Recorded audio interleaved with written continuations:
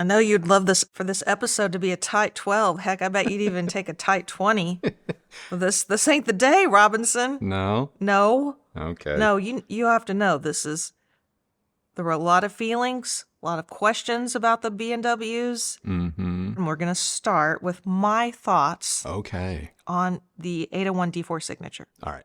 What do you think I think? I think you loved them.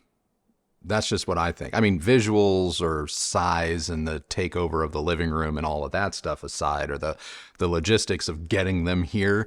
Oh, that was fun. That aside, I think once they were set up, dialed in, and properly powered, I'm going to venture a guess that you thought they were pretty great. Oh, yeah. I mean, I think that these are some of the finest loudspeakers I've ever heard. Yeah. The soundstage is huge. Huge, people. It's so big. It's so big. And the dispersion is probably the best that I've heard next to the Focal Utopia Color Evo bookshelf speakers we had back in Austin. Yeah. Obviously, music sounds amazing. Mm-hmm. But you know what really surprised me? What's that? Was how these speakers did as more of a home theater solution. Seriously, you guys, these two speakers by themselves rival some of the best full home theater systems we've had. These are good. I mean, it would be an expensive theater for sure. Yeah, I mean, listen, I don't even think that they need the center speaker. I don't think they do either. Center speakers only appease the certain group that just has to have everything a certain way. True story. And I know there are some home theater systems that do benefit from a, dedicated center channel, but there are plenty of times where that's not necessary. Yeah. And I think that the D4 signatures are a perfect example of that. They have an Atmos-like quality that will make you swear your in-ceiling speakers or your Atmos speakers are on. Yeah. It's weird. It's really weird. There are like little signals and little things that are happening on screen that you shouldn't even be able to hear are suddenly happening all around you. And my head whipped around more than a dozen times. Yeah. And it was difficult to get used to. Straight PCM going into a Macintosh C55, which doesn't have any surround or virtualization settings. I mean, it's as old school stripped down as you can get, but yet the B&Ws, it's the placement of sound. Like, it's not, I mean, the soundstage is big, but it's also just like ping, ping, ping, ping. Like, where do you want it? Like I said, the only other experience I felt has been similar have been the Focal Utopia Color Evos. Yeah. And, I suppose that's is a high praise for those speakers because while they are expensive, they're nowhere near as expensive as the 801s here. Yeah, about and half they're, the price. Half the size because we just had the bookshelves. Yeah. But I do want to switch focus a little bit about the 801s and whether or not they're forward. There were several people in the comments that were picking on the B&W sound quality, their tendency to be more forward-sounding speakers. Mm-hmm. And can they be a little spicy in the treble? Yes. Sure. And they can even come across as sibilant in some situations. Okay. A lot of that, I think, is really dependent on the mix or the character of someone's voice. Like for example, I'm sure if we were listening to this unplugged video on the 801s, I would probably sound pretty sibilant because you would. I just have that quality to my voice. Correct. But I think, if you're on the market for this particular speaker, I'm sure you already expect this. Like for example, there were moments where you might say, whoa, like that's too much. But those moments are short-lived. We've mentioned this a few times lately, and that's the timer on the show 24. Yeah, that timer clock's grating, but I mean, well, that sound is grating even through an internal pair of TV speakers. So Sure. But the rest of the time, it wasn't an issue for me. Yeah.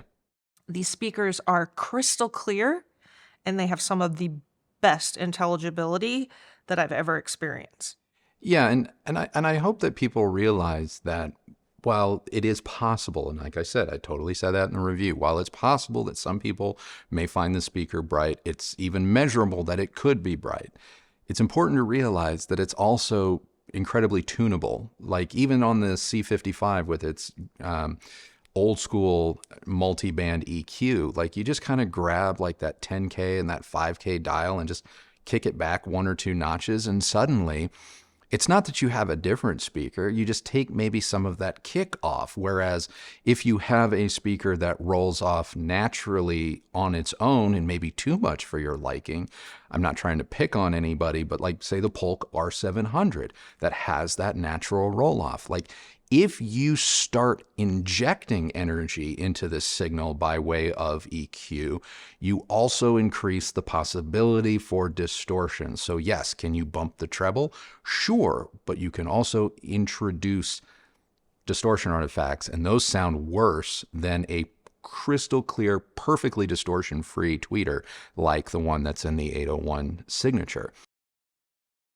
I do want to move on to what I think is a pretty controversial subject. Okay. And I think it's always kind of... I think I know where you're going with it, but... no, I bet you don't. Style. The style of these speakers. I got that dead wrong. You did, I know. It's totally subjective. Sure.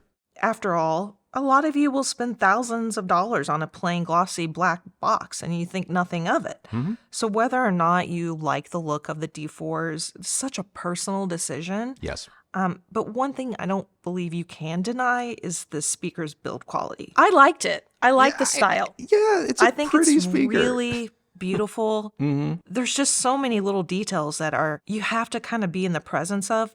I don't even think of the video does them justice entirely. No. I just think that there's a lot of these very expensive speakers that are easy to dismiss. Mm-hmm. But when you're in their presence and you hear them and you see just how much has gone into the design and the build, you really have to just take a step back and be like, okay, yeah, I mean, there's a clear difference between this and the exposed screws on the leaked sandwich speakers. When you look at something like that versus the B&Ws, there's just a clear difference.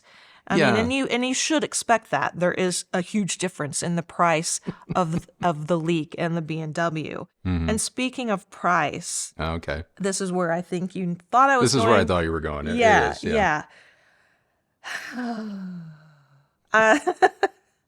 I just need to let out a big sigh before I get into this. Do other speakers exist around this price point that sound just as good? I would say yes. Yeah. I've even heard a few of them in dealer showrooms, gasp, in rooms without a stitch of treatment. Mm-hmm. Heck, I would love to have a Wilson speaker sent to us. Mm-hmm. And if the Sonus Faber Stradivari or those massive Il Cremonese or the Aida speakers that look like they're the insides of a grand piano had a way of getting here, I would throw our door wide open. Yeah. The only person that can justify the price of anything is you. Mm-hmm. I just think the bigger question is why we feel the need to have someone else do it for us. I mean, can you get a great speaker for 1/10 of the price? Of course you can. And we've said that for years now. Yeah. Do I need a speaker like the 801s? No. No one does. No, not necessarily. I think people need to keep in mind that everyone, and I do mean this, everyone at some level has their 801 signature. I'm not talking speaker manufacturers. I'm talking to you, the viewer. Somewhere in your just mind or in your heart, your soul, your daily life, there is something in this material world of ours that is your equivalent of an 801 signature. And you know it's expensive. You know you don't need it. You know this, that, and the other thing. But it's still one of those things where for you, you just kind of still want it. And it even irks you when other people say, well, you know, you can do that for burr. You know what I mean? but you still want it. Maybe the 801 signature isn't the thing that you would sacrifice for, and that's fine. That's absolutely fine, but that doesn't mean that there isn't something that you either have sacrificed for or that you are hoping someday you will sacrifice for it. I can't tell you the amount of people that will write to me in DMs and stuff and be like, well, it must be nice for you, or oh, if I could only dream. But then I go to their feed or their channel, or I get to talking with them, and they have like a garage full of tools. And when you start to add them all up, you're like, you've spent $250,000, but that's what they're passionate about. That's what's important to them. I don't judge them. I'm sure there will be people that judge them, but I don't. But oftentimes we kind of forget that because it's not our thing that maybe we're looking at in any one moment, that makes it not a thing. When it's just everyone has different priorities in terms of their own personal luxuries. Well, I'd like to go ahead and switch gears. Okay. And move into some of our viewer questions and comments. Okay. I want to start with Andy Smith.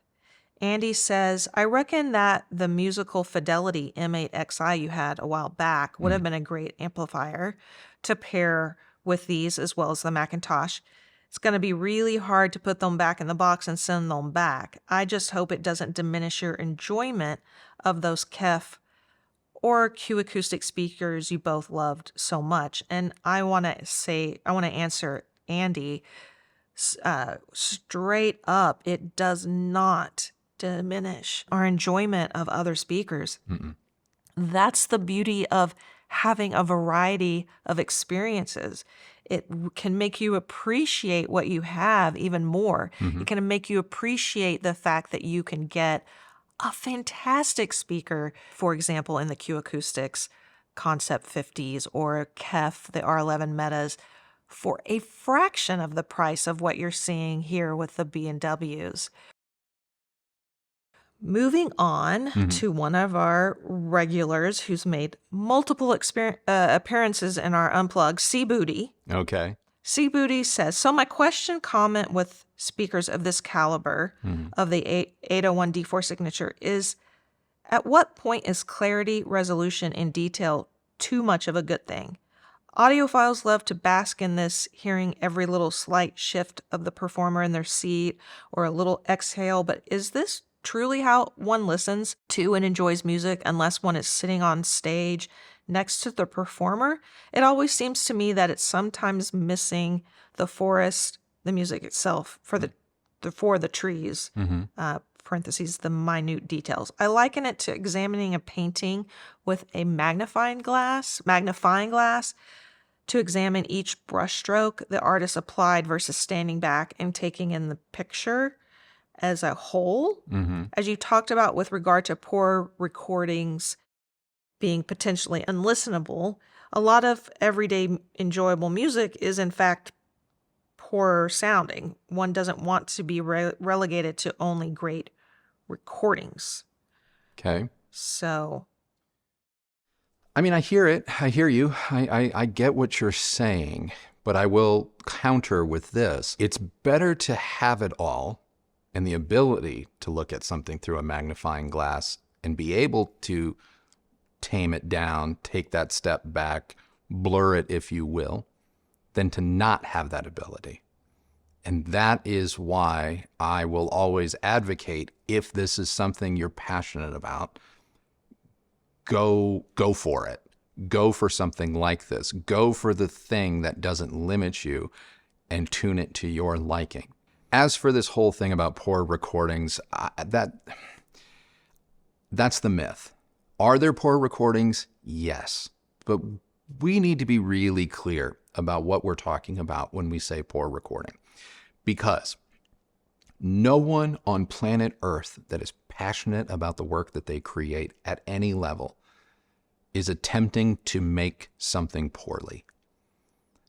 Sometimes, given the confines of the delivery system that some people have to work with, myself included, streaming, YouTube, things like that, you are limited in what you're able to put out there in the world. So sometimes a perfectly fine recording is dealt a bad hand through compression or the tools.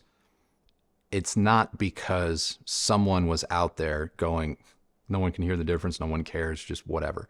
They're trying to do their best. And maybe with time and experience and whatever, they will get better, and you will notice that if you follow their work. But to just say like, oh, all new music's crap anyway and it's recorded poorly, that's not true.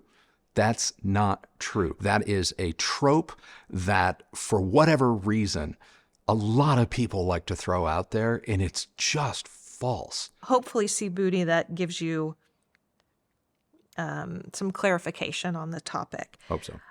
Gina P Okay. says, serious question. Okay. If I got insanely lucky and ever had the cash, how much space is enough to house these?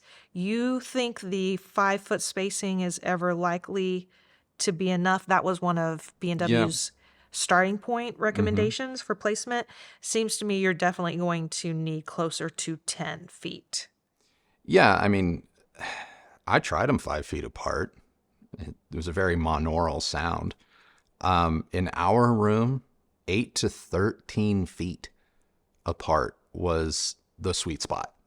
13 got a little bit, like the center image started to degrade a little bit at 13. Little tip of toe in, fix that. But 8 to 13 feet. And if we go with the 2-foot rule to either side, so let's say they're 8 feet apart, and then you're talking about 2 and 2, that's 4, you know. Our room is 21 wide by 25, 26 deep, but it's open, completely open on one side. Our room is probably as small of a room as I would use, to be honest. There are a couple of people with comments about previous generations of the 801 series.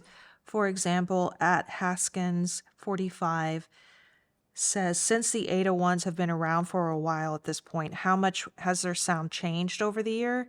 How well do older models compare to the newest?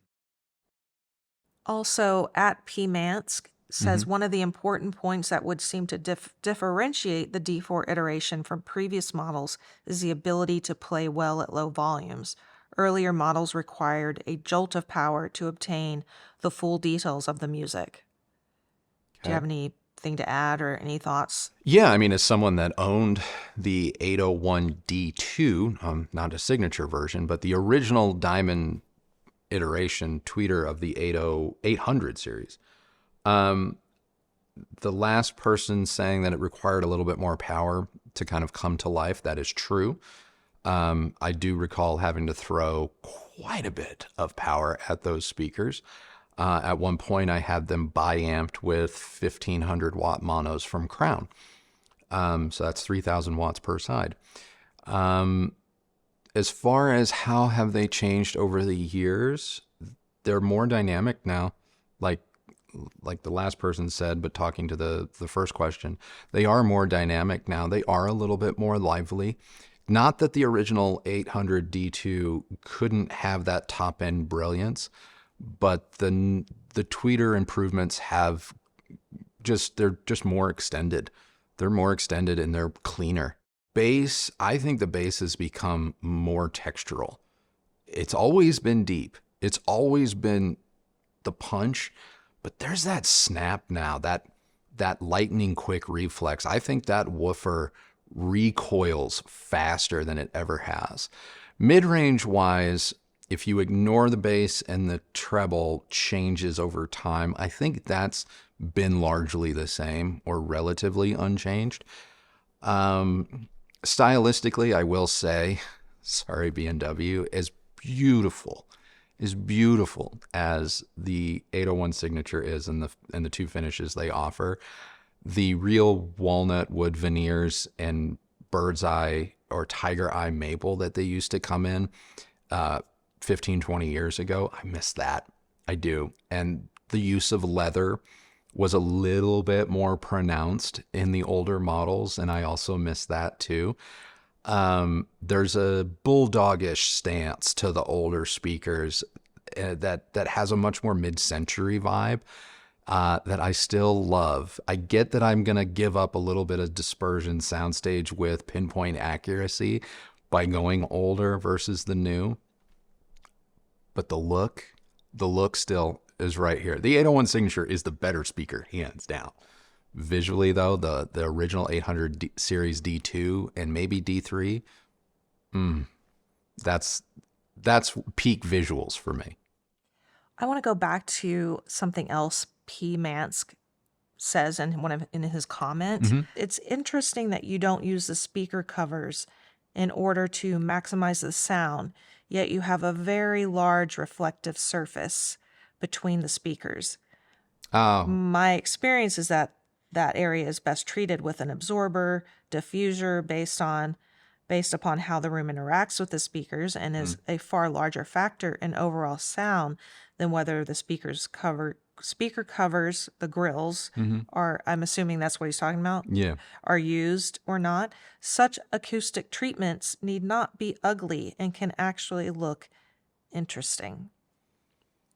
And again, I'm not picking on P. Mansk. This is, you're not alone in your concerns, but I do feel that Andrew should take the opportunity to address those.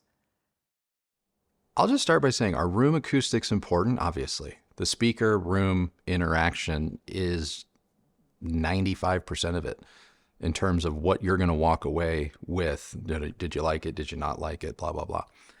It's important. Are room treatments important? Yes. Yes, they are. However, just because you have room treatments doesn't mean you have better sound.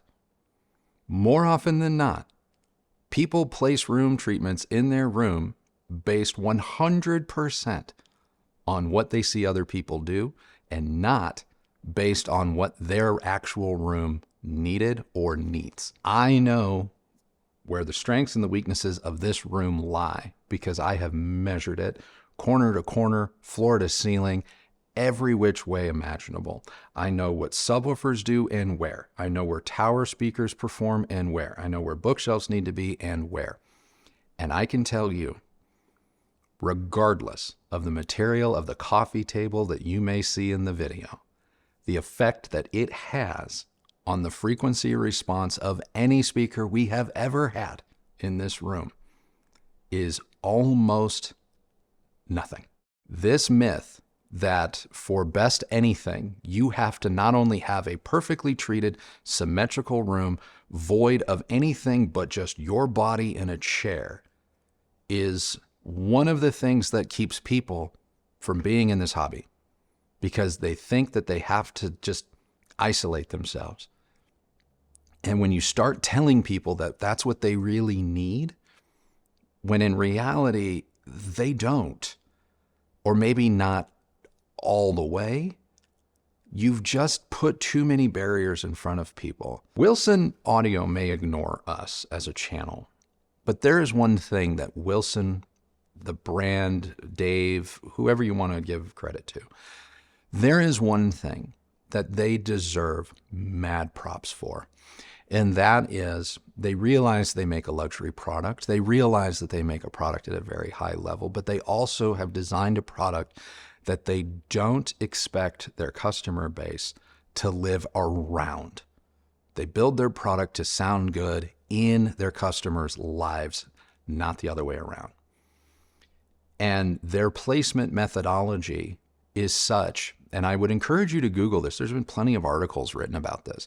Their placement methodology is such that it enables them to get the best possible performance from their product. No room treatments required in any room. Because if you can get the speaker to listener relationship right, you really can cancel out a lot of things. Now, it may require you to completely rearrange your room, but it's not going to require you to throw away your sofa, get a new rug, screw your coffee table, blah, blah, blah. And I've seen so many people like throw, towels, beach towels, like over their televisions or, throw blankets over their coffee tables. That's not doing anything. It's not doing anything. It's just creating work for yourself. Unless you're going to put, a 8-inch thick, like quadratic diffuser in front of your television when you're not watching it, just leave your TV where it is. You're fine. You're fine. If it is changing anything, if it is destroying anything, I bet it doesn't in a double blind. I really do. I bet it doesn't in a double blind. It only destroys it because you're aware of it and other people have told you it's destroying something. So if it's not present, I bet it's better, but I can't move it. Oh, what am I to do? I'll throw a SpongeBob SquarePants towel over it. It's not doing anything. Same reason why the egg crate foam that you can buy, 500 pieces for $1 from Amazon are useless unless you're just trying to tamp down on like the uppermost frequency reverberation. If you're not changing anything else beyond that. There's enough people that have weaponized the idea of treatments so that they can look at anybody, whether it's a creator or it's just someone, a friend of theirs, and just be like, that's why, everyone knows that if you buy $1,500 worth of treatments, you can buy a $300 speaker and it's going to be as good as a $300,000 one. No, it won't. It won't. And let's be real. If that were true, everyone would just do that. They really would. Now, our room has treatments. It does. The entire front wall of our room is treated. And there are other things that I can do in this room that also further treat it. I just don't focus on it. And I don't need you guys to look at my living room and go, GIK or V Acoustics or whatever. I'm not trying to be a NASCAR for as many brands as possible here. I don't want you to go, he has that sofa from that company, he uses those traps, I don't care, because I am always trying to focus on the one product I am trying to bring you that week. And I don't need my room to look like a recording studio for credibility. You're either going to trust me or put faith in what I have to say, or you're not. I can't make you do it. And if seeing stuff that you identify because of other reviews as being the thing that you need in order for something to be better, if you seeing those things is what you need to trust me, I might not be the channel for you. I might not be the person for you. But I will say I come at this from an incredibly scientific point of view, even if at the end of the day, I take all of that knowledge and I just park it. Because if my feet don't tap, if I don't play an air guitar, if I don't get the little goosebumps on my hand, what was the point of all of that? So there are some people that would like to maybe know if you have any budget-friendly options that can compare to the B&W. For example, Robin, I knew their name. Robin says, I think my question is just, is there any budget speaker relevant in a comparison to these? Is there any pair that kind of capture even a hint of some of the magic for us mere financial mortals to enjoy? Okay. I am going to use the term budget in quotes because I have to. I don't know what everyone's budget is, but I am going to assume that by giving you options that aren't even in the ballpark of $50,000, $55,000, we're talking budget. First one with a bullet, SVS Titan. And I can say that because I put them side by side on the exact same amplification. Is there a clear difference? You bet there is. But you can see that it might not actually be outside the realm of possibility that someone inside of SVS might secretly be a bit of a B&W fan. Scale, dynamics, oomph, that extension that is very setup dependent, could be bright, cannot be bright. It's there, that scale, that ability to scale. I would say, let's call the 801 signatures a perfect 10 out of 10 subjectively. Our Titans, man, they're B+.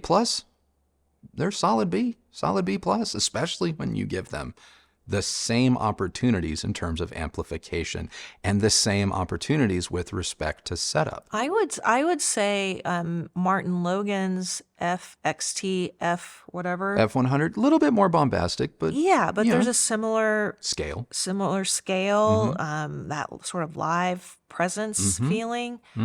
Any Klipsch speaker could be in the ballpark of the 801s. And you raised this topic in your review. You mentioned the La Scalas. Now, I know they're not budget speakers, but in comparison to the price of the B&Ws, they're a bargain at whatever they're going for these days. Yeah. That is one of my favorite experiences I've ever had. Yeah. Listening to music. Yeah. Not at a live show.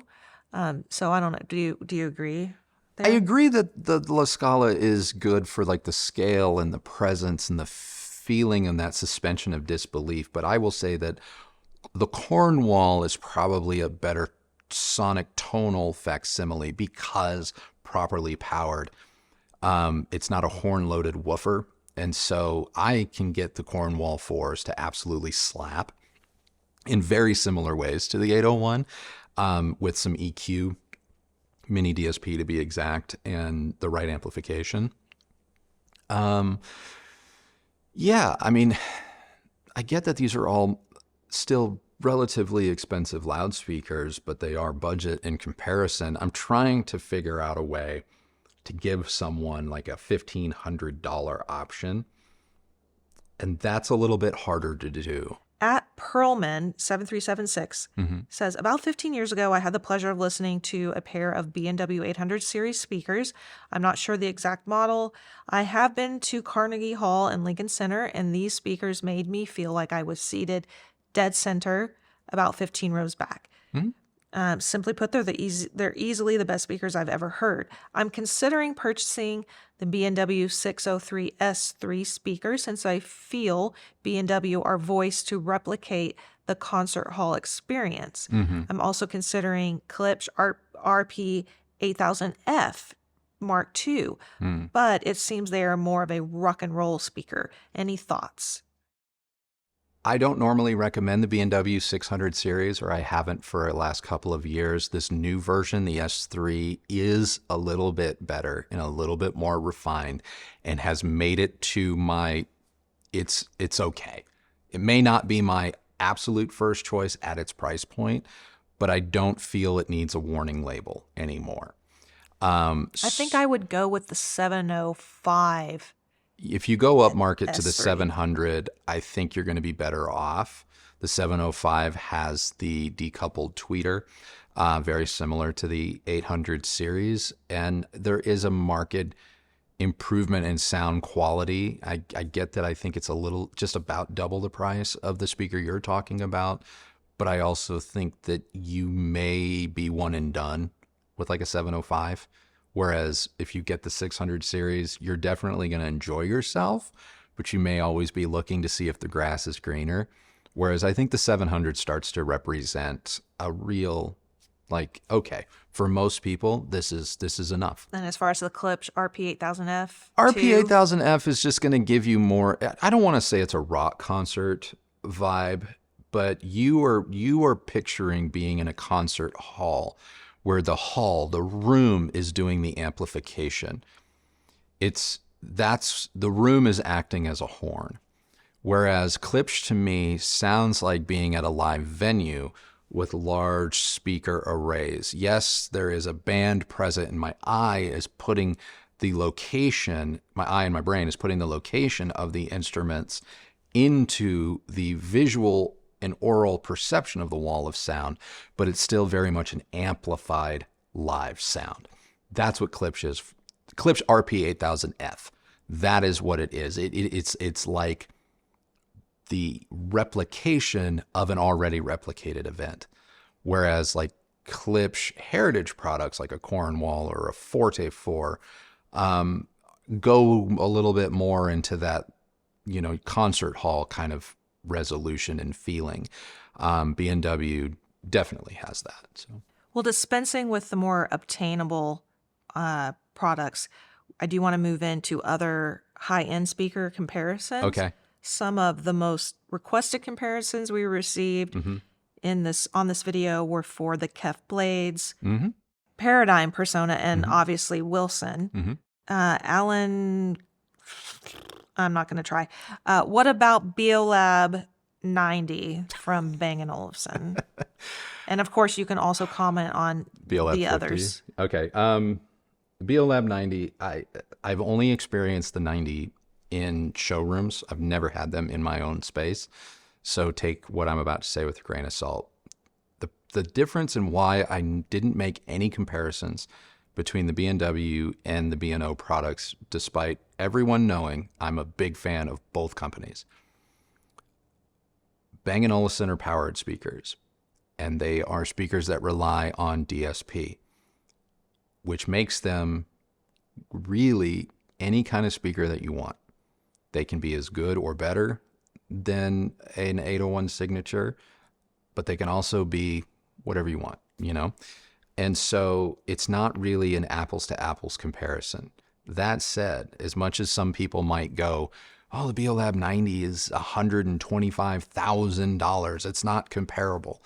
When you start to total in the total cost of a system of an 801 signature that plays at that superlative level, you may not be far off of six figures. So they are comparable. And then you can go down to the Beolab 50 where these are the exact same price, in which case the Beolab 50 might actually be a bargain. At the exact same price as the 801 signatures, the Beolab 50 may be a bargain because they do not require you to invest in a Macintosh or a Krell or a whatever, let alone all the other ancillary stuff, because the streaming's built in, the connectivity's built in, the amps are built in, and you can tune them however you want. So, yeah, I would love to have some Beolab 50s in this house to find out how close or how far off they are. That would be a great comparison. As for KEF Blade, never even heard them at a show. Never even seen a pair in person. No idea. We have asked for them. We have asked for them, and we've been told on 2 occasions that, yes, they were coming, and then they didn't show up. Wilson, close. It really depends on the model. Really depends on the model. Is there another one? The Personas. Oh, Paradigm Personas. It has been way too long for me to comment on those. It's probably been since their launch week since I last heard a pair. I don't recall. I really don't. Well, I want to end with Triple Lex. Okay. Question.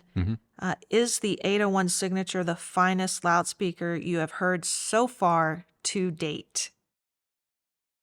Top three.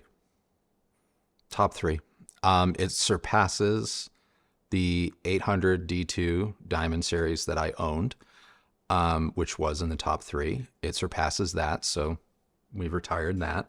It is right alongside experiences that I have had with my former Revel Salon 2s when driven by Mark Levinson monoblocks. Again, another close to 6-figure system. So that's in the top 3 as well. And then I still hold the La Scala in a top 3 position as well. And that is because that speaker just sounds different. And it's very reminiscent of an experience that I had with a vintage restored Western Electric system from like the 30s. I believe it was a Korean fellow or a Korean company brought a pair of like 12 or 14 foot tall by like 8-9 feet wide Western Electric speakers. And now these were speakers that were originally designed in mono to go behind early movie screens, and they had restored them beautifully, and they had them as a pair, as a stereo pair. running on Lamb Electronics, if I'm not mistaken. And that was the greatest sound I've ever heard in my life. Nothing has come close to touching that. That was true to life everything. Now, that system didn't have a price tag. It was not for sale. It was purely this person demonstrating what they had spent 10 or 15 years building. But nothing has come close to that. Nothing. So that's been number one for 20 years, 18 years. And then everything else has like been getting me close. And the Scala's had something there, like had something about that. And these B&Ws did too, more so than previous B&W designs. And then the Revels, of course, were just like, they're just masterful in their just balance of everything. Admittedly, I think the Revel Salon 2s were even more power hungry than the B&Ws, because I spent a year trying to figure out what they needed until I got a hold of the Mark Levinson number 53s, which were like $60,000 mono blocks. And then I was like, oh, now I feel like I've heard the speaker. Which shouldn't surprise anyone, because I think that's what they were voiced on. But anyway, is it the best speaker I've ever heard? I can say it's not, but it is in the top 3. You know, I think the magic trick is being able to have an experience like this and still be open to what's next. Oh, yeah. Yeah, I mean, I'm actually, against my better judgment and against the backlash I'm sure I'll get, there are a couple of cost no object speakers that I'm going to try for really hard to get on this channel, because this experience, more so than the price tag or anything like that, this experience has made me appreciate everything else that is in our house right now. It really has. Everything else in our house right now had started to sort of blur together, where it's like, oh, it's the same thing, it's the same thing. But now that you kind of reignite the benchmark, you set the bar back where it needs to be, it lets you go, okay, this is what this is doing that's actually impressive for what it is, versus just like, oh, look, it's another $1,500 box that doesn't really look any or sound any different than the other $1,500 box. So yeah, that part I like. And I think maybe it's important that every 3 or 4 months you take your medicine, so to speak, and recalibrate, so that the stuff that may be more obtainable is all the more informative for you guys, give you a clearer picture of maybe what to expect. Anything else? Nope. I think we have covered. This one's going to be fun to edit. Yeah. Good luck. Good luck. Good luck, babe. Thank you so much for watching another episode of Unplugged. Total change of pace comes Sunday, so be sure to tune in for that one. Until next time, just thank you. Thank you so much. This was fun. So see you on the next video.